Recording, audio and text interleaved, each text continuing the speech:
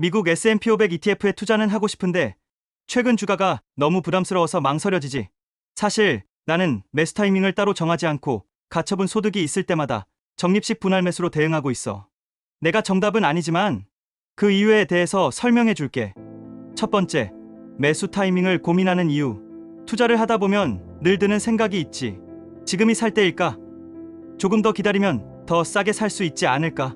특히 S&P 500 같은 지수 ETF는 장기적으로 우상향해 왔다는 걸 알면서도 당장 사는 게 맞는지 고민이 돼. 왜냐면 사자마자 떨어지면 마음이 흔들리니까. 하지만 장기 투자자의 관점에서는 최적의 타이밍보다 더 중요한 게 있어. 그건 바로 꾸준한 매수와 시간 분산이야. 두 번째, S&P 500은 장기적으로 우상향한다. 역사적으로 S&P 500은 100년 넘게 미국 경제와 함께 성장해왔어. 대공황, 2차 세계대전, 오일 쇼크, 닷컴 버블, 리먼 사태, 코로나 팬데믹, 이런 엄청난 위기 속에서도 결국 지수는 회복하고 더 높은 고점을 찍었어. 즉, 미국 경제 전체의 성장에 투자하는 한 장기적으로 우상향한다는 사실이 증명된 셈이지. 그러니까 장기 투자자에게 중요한 건 저점에서 한 방에 몰빵이 아니라 꾸준히 적립하면서 시장에 머무르는 것이야. 세 번째, 단기 예측은 불가능하다. 많은 사람들이 올해는 침체가 온다더라, 연준이 금리를 낮출 거라더라, 이런 뉴스에 흔들려.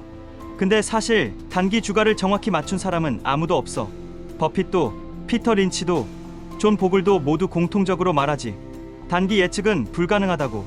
그러니 장기 투자자가 할 일은 단기 변동을 맞추려는 게 아니라 시간을 내 편으로 만드는 것이야. 네 번째, 매수 전략 3가지. 그래도 지금이 고점 아닌가 하는 불안감이 들 수 있어. 그래서 현실적으로 쓸 수 있는 방법을 3가지로 정리해 줄게. 1. 정액 적립식. 매달 같은 금액을 꾸준히 매수하는 방법이야. 장점으로는 타이밍 고민이 사라지고 장기적으로 평균 단가가 안정됨.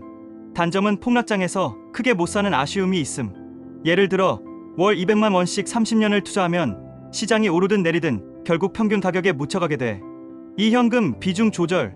시장이 너무 과열됐을 때는 조금만 사거나 쉬고 폭락장에서 공격적으로 매수하는 방식이야. PER, PBR 같은 지표를 참고하거나 S&P 500이 20% 이상 빠졌을 때 추가 매수하는 전략. 단점은 욕심이 앞서서 더 떨어질 거야 하면서 기회를 놓칠 수 있음. 3. 혼합 전략. 기본은 적립식으로 가면서 큰 폭락장이 왔을 때 현금을 투입하는 방법이야. 이게 가장 현실적이고 심리적으로도 버티기 좋아. 5번째, 시장이 빠졌을 때가 진짜 기회. 장기 투자자의 진짜 기회는 폭락장이야. 코로나 때 S&P 500이 30% 빠졌지. 그때 산 사람들은 1년 만에 70%에서 80% 수익을 봤어. 금융위기 때 50% 빠졌을 때 매수한 사람은 10년 만에 3배 이상 벌었고. 그러니까 시장이 빠졌을 때 겁내는 대신 드디어 세일 기간이 왔다라고 생각하는 태도가 중요해. 6번째, 장기 투자자의 원칙. 1점 시장 타이밍 맞추려 하지 말 것. 2점 꾸준히 매수하면서 큰 하락장은 기회로 활용할 것. 3점 팔지 말고 끝까지 들고 갈 것. 이 원칙을 지킨 사람은 결국 부자가 됐어. 버핏이 항상 말하지. 주식시장은 조급한 자의 돈을 인내심 있는 자에게 옮겨주는 장치라고. 7번째, 하고 싶은 말.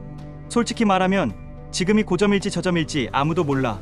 근데 확실한 건 30년 뒤에는 지금보다 훨씬 위에 있을 가능성이 크다는 거야.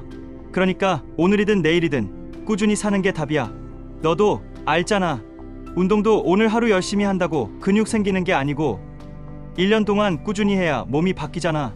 투자도 똑같아. 오늘 타이밍을 고민하는 대신 10년, 20년을 버틸 생각을 하는 게 진짜 승리 전략이야. 8번째, 결론. S&P 500 매수 타이밍은 지금부터 꾸준히다. 시장이 폭락하면 더 과감이다. 장기 투자자라면 결국 시간과 복리가 모든 걸 해결해준다. 그러니까 언제 사야 해 라는 고민 대신 얼마나 오래 버틸 수 있을까를 고민하는 게 맞아. 결국 부자가 되는 건 타이밍이 아니라 인내심과 꾸준함이거든.